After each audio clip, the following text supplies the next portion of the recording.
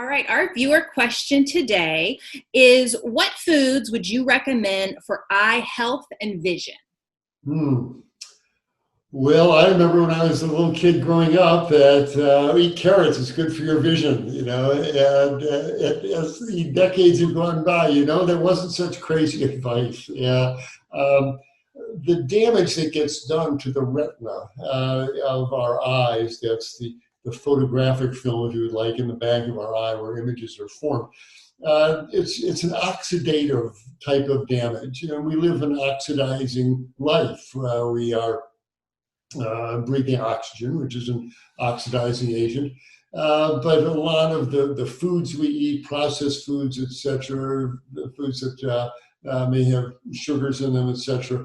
These are more oxidizing. Certainly, meat is a more oxidizing substance, and therefore having a ample supply of antioxidant molecules in your bloodstream and in your tissues is a good idea to protect us against unnecessary tissue aging, which gets us back around to macular degeneration, etc.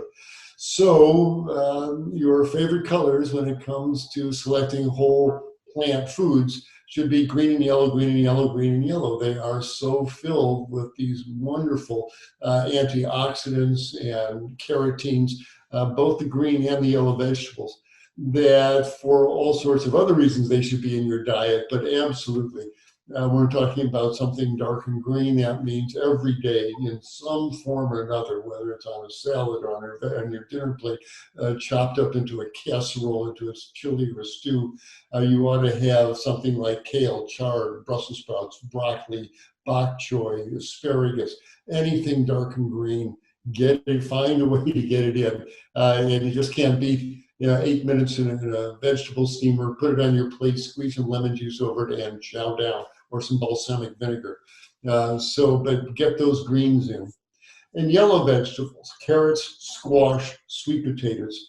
Cut them up, steam them, eat them as far as the baked potatoes go. But you can certainly eat carrots raw, but you can steam them as well. Green and yellow, pretty much on a daily basis, which should keep your retinal tissues and your macula stocked up with antioxidants to protect them against unnecessary oxidation.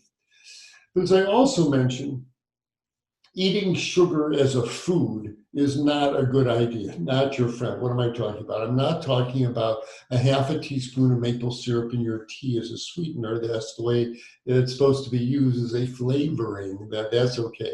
But I'm talking about eating a chunk of sugar as a food. If you're eating a vegan donut or a piece of coffee cake or a vegan candy bar, you're eating a chunk of sugar, and it floods your tissues with sugar, including the lens of your eye. And when the sugar sticks to the proteins, the heat of your body oxidizes and runs the so-called Maillard reaction that turns bread crust brown. Well, you don't want to run the Maillard reaction in the lens of your eye.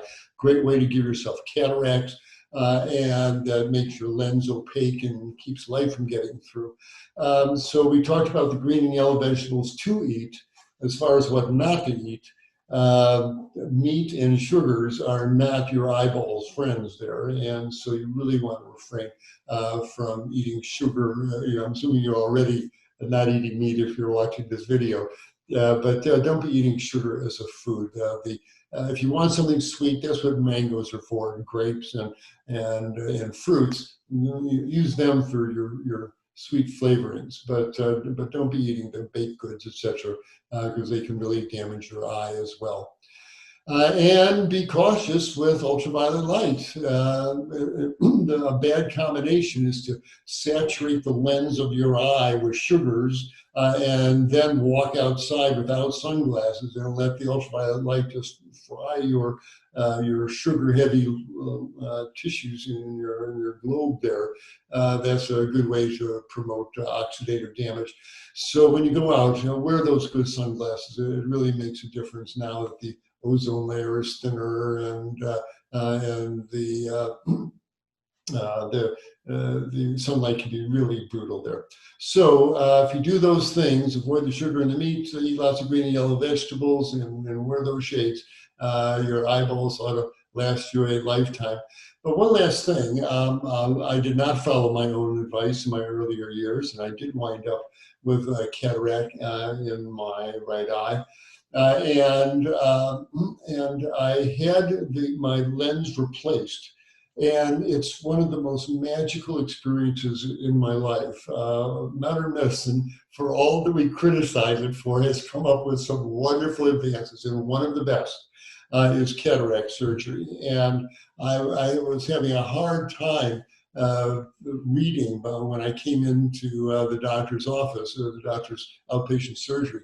I put some drops in my eye, numbed my eye completely, did his magic in 20 minutes, dropped in a new lens, took out the old one, dropped in a new lens, and I got up off the table and I could read license plates on cars across the street. My vision was so crystal clear, still is. It is one of the best things that medicine's come up with.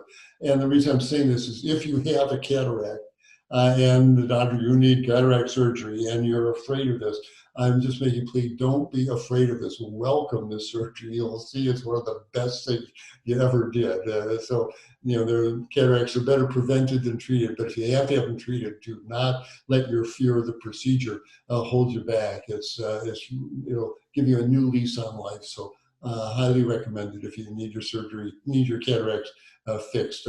Don't hesitate to do that.